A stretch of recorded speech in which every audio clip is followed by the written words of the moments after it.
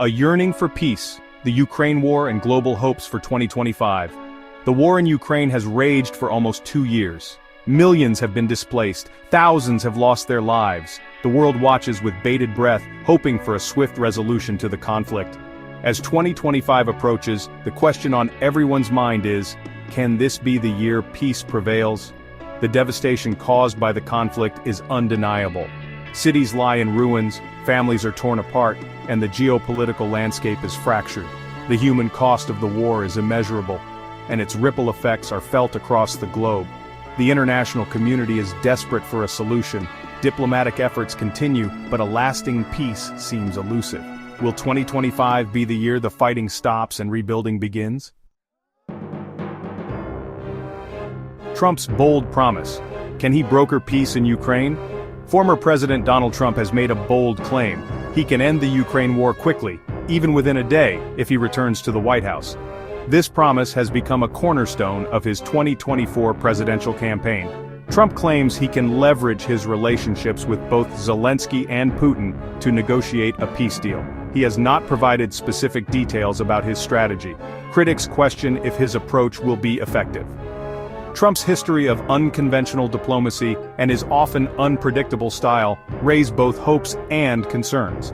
Will his approach bring a swift end to the conflict, or further complicate an already complex situation?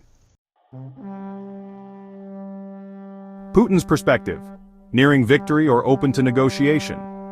Russian President Vladimir Putin maintains that Russia is close to achieving its military objectives in Ukraine. He claims these objectives are securing territorial gains and protecting Russian-speaking populations.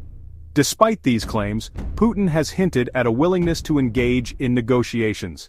His openness to dialogue has offered a glimmer of hope for a peaceful resolution. However, Putin's past actions and his uncompromising stance on certain issues cast a long shadow over these glimmers of hope. Is Putin truly open to compromise, or is this a tactical maneuver? Shifting sands of opinion: American and Ukrainian views on ending the war. As the war drags on, public opinion on the conflict and its potential resolution is evolving in both the United States and Ukraine. Support for a quick end to the war, even if it involves territorial concessions from Ukraine, is growing. In the United States, recent polls suggest a near-even split on the best course of action.